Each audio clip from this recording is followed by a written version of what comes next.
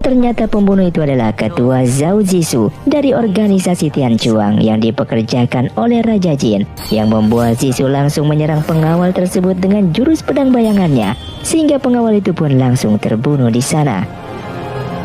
Tuan Li pun mengutuk Zisu sebagai pembunuh yang akan ada balasannya karena telah membantu kejahatan, yang membuat Tuan Li pun harus mati di tangan pedang tersebut. Kemudian Zisu pun turun ke bawah untuk masuk ke kamar Jiang An, putri dari Tuan Li, yang membuat putri Jiang An terkejut melihat Zisu yang telah membunuh seluruh keluarganya itu. Zisu pun tidak membunuh sang putri dengan pedangnya, namun dengan menawarinya sebuah botol racun, dikarenakan jasa sang putri yang dulunya telah menyelamatkan nyawa adiknya. Putri Jiang An yang terpuruk akan nasibnya, ia pun langsung meminum racun tersebut. Dengan keadaan sekarat, ia pun menggenggam sebuah tusuk konde, yang mengingatkan Zisu dulu adiknya mengukir tusuk konde itu untuk diberikan kepada wanita yang disukai adiknya, yang ternyata putri Jiang An lah merupakan wanita tersebut, yang membuat Zisu merasa terkejut dan sangatlah bersih. Setelah misinya selesai, Zisu pun kembali ke markas organisasi Tianchuang. Di sana ia bertemu dengan seorang kakek tua bernama Paman Bi, yang merupakan salah satu anggota di sana yang ingin keluar dari organisasi tersebut. Meskipun ada sebuah hukum kejam bagi siapapun yang bermaksud meninggalkan organisasi pembunuh yang didirikan oleh Raja Jin ini. Dan saat itu pun Paman Bi sangat bersikeras, ia tidak ingin lagi menjadi bagian dari boneka Raja Jin, meskipun harus keluar dari organisasi ini dengan cara mengenaskan sekalipun. Dengan memberikan nasihat kepada Zisu untuk meninggalkan organisasi ini juga, sehingga Zisu pun menyetujui permintaan Paman Bi dengan memulai menusukkan 7 paku penyiksa ke dalam tubuhnya. Dua pengawal di luar pun bercerita tentang 7 paku penyiksa yang dipasang ke tubuh siapapun yang ingin meninggalkan organisasi ini. Dan setelah 7 paku dipasang, waktu hidup orang itu hanyalah tersisa 3 tahun saja. Dengan dalam waktu dekat akan menjadi cacat, kehilangan semua kungfunya dan 5 panca inderanya. Singkatnya, setelah mengeksekusi Paman Bi, Zisu pun memutuskan untuk mundur dari organisasi itu juga. Saat ini ia telah kehilangan 80 saudaranya dari desa 4 musim yang ia bawa ke organisasi Tianchuang selama 10 tahun yang lalu, termasuk Paman Bi satu-satunya tetua yang masih tertinggal. Dan Zisu pun mulai menusukkan paku penyiksanya ke dalam tubuhnya dengan cara dicicil. Paku itu ia tancap satu persatu setiap 3 bulan sekali. Konsekuensinya dia juga akan mati dalam waktu 3 tahun. Namun dengan cara menyicil seperti ini, ia bisa menjaga 50% kungfunya dan tidak terlalu parah kehilangan sensor 5 panca inderanya. Di dalam kediaman kerajaan, Zisu pun berjalan di atas tumpukan salju dengan rasa bersalahnya. Ia pun pergi menemui Raja Jin dengan hormat kepada sang raja tentang misinya yang telah selesai sesuai perintah sang raja, yang membuat sang raja pun senang mendengarnya dengan masih membutuhkan kekuatan dari Zisu. Namun saat itu Zisu pun memberitahukan bahwa ia telah menusukkan 6 paku penyiksa ke dalam tubuhnya dan meminta sang raja untuk menusukkan paku terakhir ke dalam tubuhnya sebagai restu untuk dirinya meninggalkan organisasi Tianchuang. Melihat hal itu, Raja Jin sangat tidak percaya dan marah besar terhadap tindakan Zisu, dikarenakan organisasi tersebut tidak akan ada gunanya jika Zisu tidak ada di sana. Meskipun demikian, ia pun mengabulkan keinginan Zisu dengan meminta Tuan Peng Zhu mengambil alih posisi ketua Tianchuang dan menusukkan paku ke-7 ke dalam tubuh Zisu. Di dalam perjalanannya setelah keluar dari organisasi itu, ia pun pergi menuju rumah di dalam hutan. Di sana Zisu mulai mengubah penampilannya dengan memasang penyamaran topeng pada wajahnya untuk membuka kehidupan baru demi kehidupannya yang hanya tersisa 3 tahun saja. Dan setelah semuanya telah selesai, ia pun keluar dengan penampilan barunya.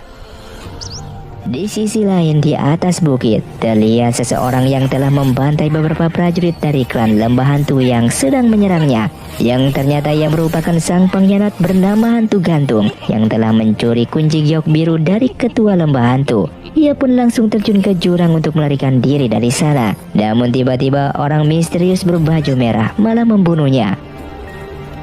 Kemudian di klan Lembah Hantu terlihat sang ketua sedang mendengarkan informasi dari prajuritnya bahwa mereka tidak menemukan jasad Hantu Gantung yang telah terjun ke jurang, yang membuat sang ketua sangatlah marah kepada prajurit tersebut.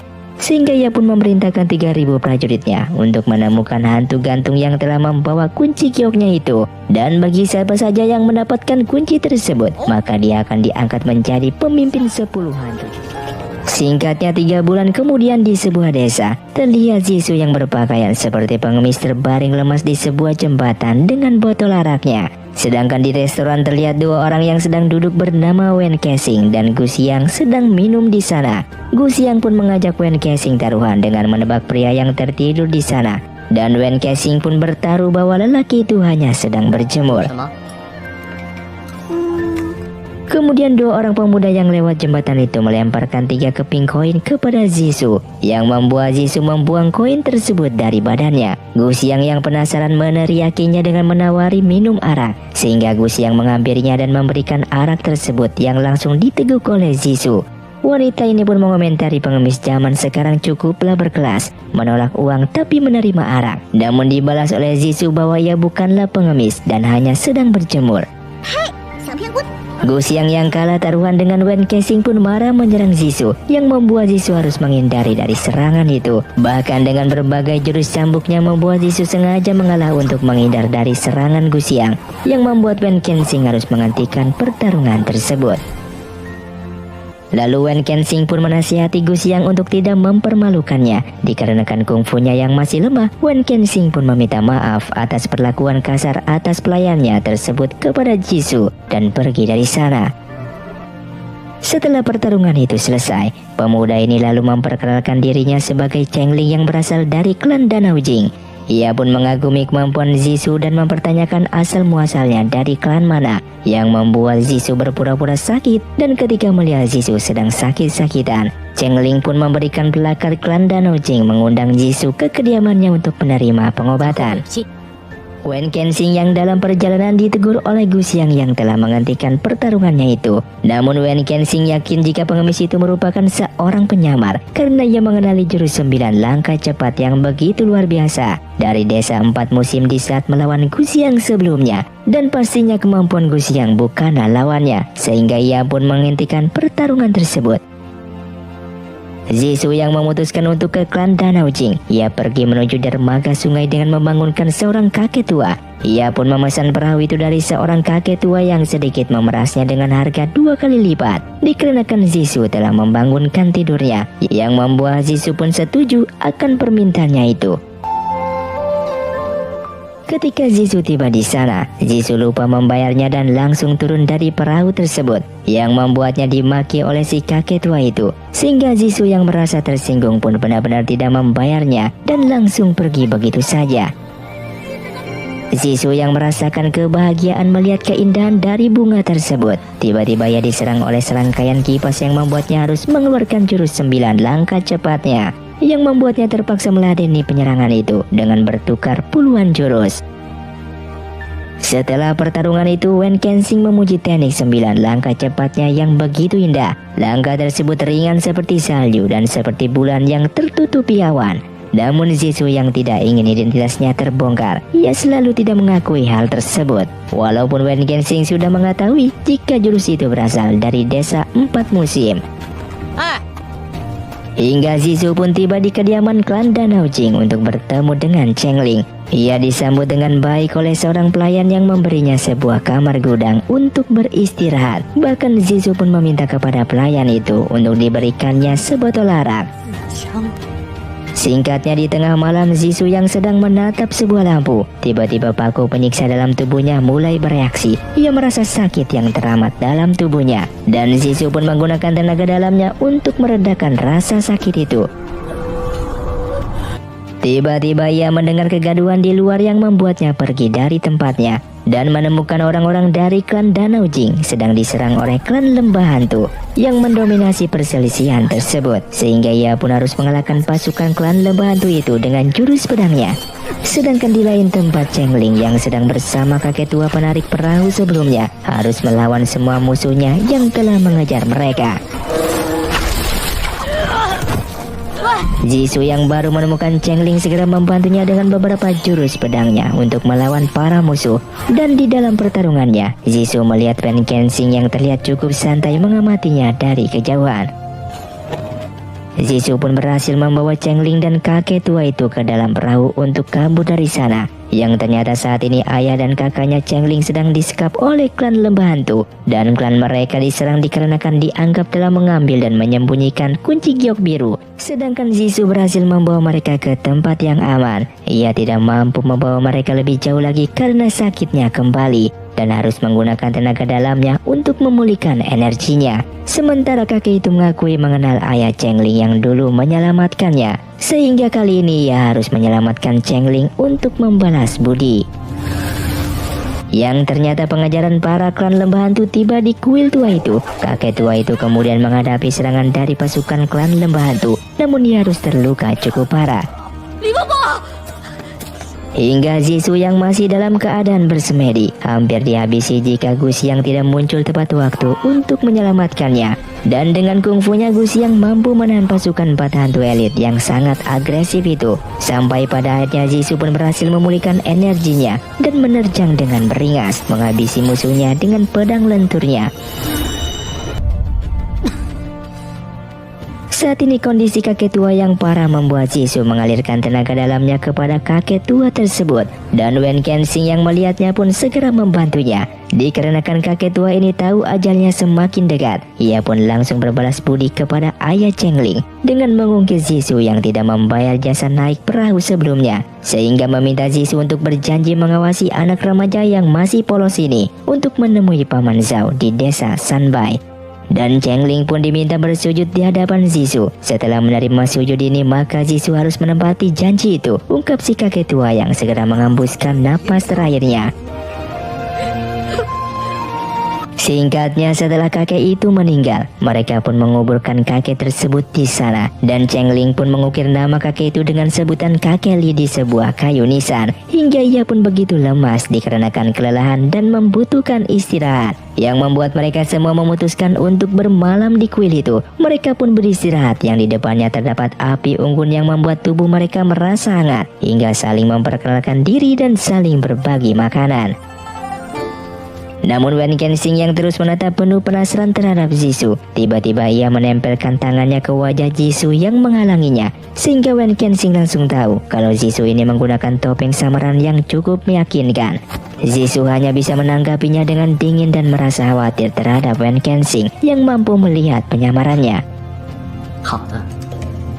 Wen Kensing kemudian bertanya kepada Chengling apa penyebabnya membuat klan Danau Jing berselisih dengan klan lembah hantu. Namun anak lugu ini tidak tahu apapun, sehingga Wen Kensing pun menceritakan rumor yang telah ada sekitar 20 tahun yang lalu mengenai gudang yang menyimpan ilmu serta senjata bela diri tak terkalahkan, dan sebuah kunci giok biru diperlukan untuk membuka gudang itu, yang membuat seluruh para pendekar pun mencari keberadaannya.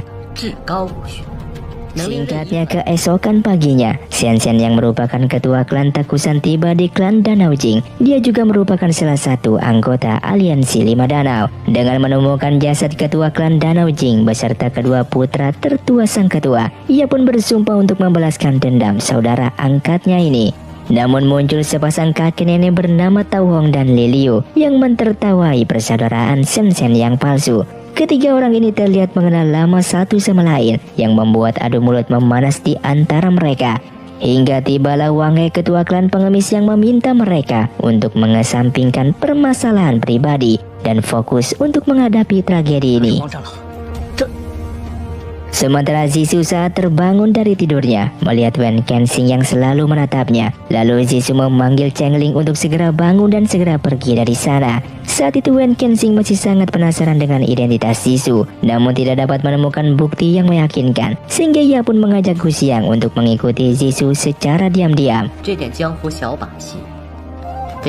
Mereka yang masih ada di tempat pembunuhan menemukan bukti atas pembantaian ini dilakukan oleh klan lembah hantu yang sudah lama menghilang. Seketika Xian Xian pun menjadi cemas dan segera pergi untuk memperingati para aliansi lainnya. Sepanjang perjalanannya, Zizou mendapati Wen Kensing yang terus menyusulnya, dan terlihat dibuat-buat bahwa mereka bertemu secara kebetulan, hingga Zizou membawa Chengling ke penginapan. Sampai di sana pun ternyata Wen Kensing telah menunggunya yang telah menyiapkan kamar untuk mereka. Setelahnya kedua orang ini bersama dan saling mengintimidasi identitas masing-masing yang tidak sederhana.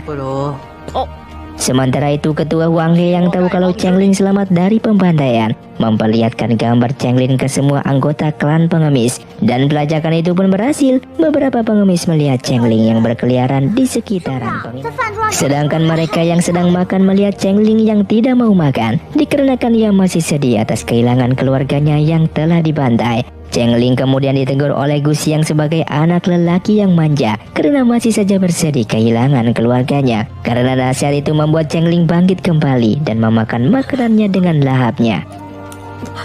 Di tempat lain, Gao Chong sebagai ketua aliansi 5 danau sedang mengumpulkan para anggota aliansinya atas tewasnya ayah Cheng Ling.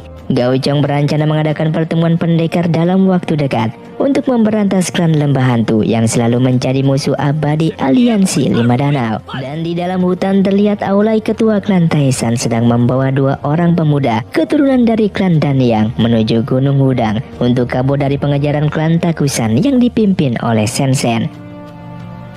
Di malam hari, Zhisu yang sedang bermeditasi untuk menyempurnakan tenaga dalamnya, tiba-tiba terdengar suara Cheng Ling yang meminta tolong, yang ternyata dia telah bermimpi kedatangan pasukan dari klan lembah hantu. Zhisu yang mengetahui firasat tersebut langsung keluar, yang ternyata di sana terdapat 2 orang prajurit klan lembah hantu yang telah mati, dan yang membunuhnya adalah Wen Kexing. Keesokan harinya, di penginapan para pengemis telah tiba dan meminta Cheng Ling untuk ikut bersama mereka. Tapi anak ini menolaknya yang membuat para pengemis membentuk formasi untuk melawan Zhisu yang menghadang mereka. Lalu Zhisu pun menitipkan Cheng Ling kepada Wen Kexing dan langsung menerjang formasi para pengemis itu, yang membuat barisan para petarung klan pengemis ini roboh di bawah gempuran Zhisu. Sedangkan Wen Kexing hanya menikmati melihat pertarungan tersebut. Saat itu Wen Kexing tidak memperdulikan Cheng Ling yang dikejar oleh seorang pengemis lainnya, dan membuat Zhisu yang khawatir serta tidak fokus dengan pertarungannya. Sementara para pengemis ini tiba-tiba menarik pedang dari tongkat bambu mereka, dan dalam pertarungan ini Zhisu yang terus teralihkan perhatiannya pun terluka, yang membuat segera membawa Cheng Ling untuk melarikan diri dari sana. Dan tatapan Wen Kexing yang penuh senyuman ini berubah seketika. Dia menatap dingin para pengemis dengan memulai menghabisi mereka semua dengan kecepatan dan tekniknya yang luar biasa tinggi. Ketika Gu Xiang datang, semua mayat pengemis telah bergelimpangan di jalan dengan tangan Wen Kexing berlumuran darah. Zhisu kemudian tersusul oleh Wen Kexing yang datang dengan kapalnya sambil meniupkan serulingnya, dan Wen Kexing terus mencoba membuka identitas Zhisu yang terus menjaga jarak darinya. Dan tiba-tiba sebuah petikan musik tenaga dalam yang kuat menerpa mereka. Zhisu segera menarik seruling dari tangan Wen Kexing dengan membalaskan musik tersebut, yang membuat peraduan itu pun cukup intensif sehingga orang dari dalam hutan itu terluka dan melarikan diri. Sementara itu Zhisu menegur Cheng Ling yang tidak memiliki dasar kungfu yang baik sehingga terluka akibat peraduan musik tadi, dan Cheng Ling pun mengakui selama ini ia tidak serius belajar kungfu, meminta paman Zhisu menerimanya sebagai muridnya. Zhisu pun menolak, namun ia segera akan mengajarinya beberapa teknik dasar kungfu sambil mengusir Wen Kexing untuk kembali ke kapalnya. Tidak jauh dari sana, sedang berkumpul 3 orang pembunuh elit dari klan Kalajengking. Mereka sedang bermain-main dengan seorang tawanan. Salah seorang dari mereka bahkan menutup mata untuk mempelajari target yang sedang berputar, yang hasilnya semua belati itu menancap ke perut target. Namun wanita itu nampaknya kecewa dengan hasil lemparannya. Mereka kemudian dikejutkan dengan kembalinya si pemetik gitar yang tadinya terluka beradu tenaga dalam dengan Zhisu, namun dia sendiri bahkan tidak tahu siapa orang yang telah melukainya. Dari atas kapal Wen Kexing memainkan serulingnya. Ia tidak memainkan musik biasa, melainkan musik yang membantu kultivasi tenaga dalam, yang mampu membantu Zhisu memulihkan lukanya. Keesokan paginya Zhisu yang terlihat segar dan siap berangkat menuju paman Zhao di desa Sanbai. Dengan kereta kuda mereka pun hampir sampai ke tujuan. Sedangkan tak jauh dari sana, Aulai sedang kewalahan dikejar oleh sepasang kakek nenek, Tau Hong dan Li Liu, dan menyusul dari belakang Xian Xian juga tiba di sana. Ketiga pihak ini berselisih sedang memperebutkan 2 orang anak kecil dari klan Danyang yang diduga memiliki kunci giok biru, dan dalam sekejap saja Xian Xian bertarung melawan kakek dan nenek tersebut. Cheng Ling telah berhasil diantar hingga ke desa Sanbai. Mereka pun disambut oleh paman Zhao yang merupakan salah satu anggota aliansi 5 danau. Ia dengan senang menemui keponakannya. Tidak lupa paman Zhao pun berterima kasih kepada Zhisu dan Wen Kexing. Secara tiba-tiba mereka diberikan kabar bahwa Aulai, ketua klan Taishan, ada di sekitaran, sedang membutuhkan bantuan mereka. Dan di sana pertarungan masih berlangsung hingga Shen sedikit terluka, yang membuat kakek nenek itu kabur dari sana. Shen lalu meminta Aulai untuk menyerahkan dua anak dari sekte dan yang ini kepadanya. Namun kedua anak kecil ini menolak karena telah dipesankan mendiang ayahnya untuk mengikuti guru Aulai. Tidak lama kemudian Paman Zhao beserta rombongannya pun tiba di sana untuk meminta kedua anak tersebut. Namun Aulai masih tidak bersedia menyerahkan dua anak yatim ini kepada para aliansi Lima Danau. Dikarenakan Aulai tahu persaudaraan mereka dipenuhi intrik politik demi kepentingan masing-masing. Di hadapan mereka, Aulai yang tidak ingin menyerahkan kedua anak yang memiliki kunci giok biru ini dibiarkan pergi dari sana. Dan kedua penyelamat Chengling ini kemudian dijamu di aula utama desa Sanbai. Ketika Zhisu bersikap tertutup dan menghindari orang-orang, Wen Kensing justru menikmati acara jamuan seperti ini untuk berkenalan dengan orang-orang baru. Sedangkan Aula yang membawa dua anak ini lebih jauh, tiba-tiba mendapati seorang pemuda sedang berlari ke arah mereka. Ia berteriak ketakutan bahwa sedang dikejar oleh pasukan klan lembah hantu yang suaranya terdengar menggaung di sekitaran. Tiba-tiba pemuda itu pun ditarik oleh selendang, dan Aulai meskipun takut mencoba mengejar mereka untuk mencari tahu apa yang sedang terjadi. Sementara di desa Sanbai, jamuan masih berlangsung dan Wen Kensing diperkenalkan dengan Kui Feng, ketua klan Huasan dan putranya. Sedangkan Zhisu yang pergi keluar untuk menyendiri melihat anak dari ketua klan Huasan menggunakan peringan tubuhnya menyelinap ke sebuah bangunan dan mengejar seseorang bertopeng. Di dalam aula jamuan tiba-tiba dikejutkan dengan laporan sebuah masalah besar telah terjadi di depan gerbang, diikuti oleh suara hantu yang menggaung di desa itu. Segera mereka bergegas keluar menemukan Aulai dan kedua orang muridnya yang digantung tak bernyawa. Jelas ini merupakan perbuatan dari klan lembah hantu yang memiliki 10 pesilat elit yang berjulukan 10 hantu kejam.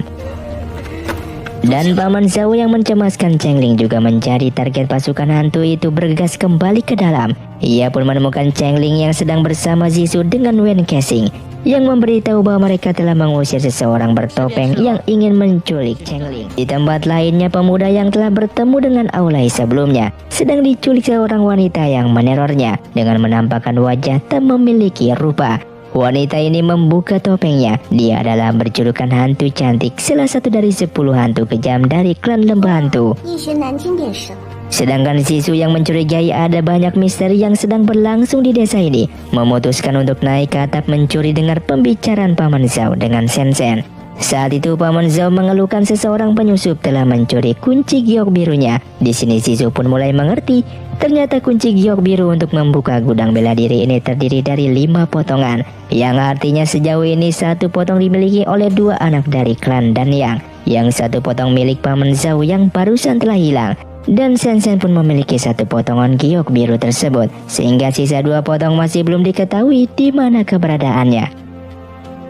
Tiba-tiba kedua orang ini pun merasakan ada yang menyelinap, dan Zhisu memalingkan kepalanya melihat seseorang yang kabur dengan peringan tubuhnya. Ia mengejar penyelinap itu hingga tiba ke hutan, dan orang itu ternyata adalah Wen Kensing. Mereka lalu menemukan benang pengikat senjata rahasia milik hantu gantung. Di atas pohon ada sosok mayat yang ternyata itu adalah jasad anak dari ketua Huasan yang Zhisu melihat sebelumnya mengejar sosok bertopeng hitam.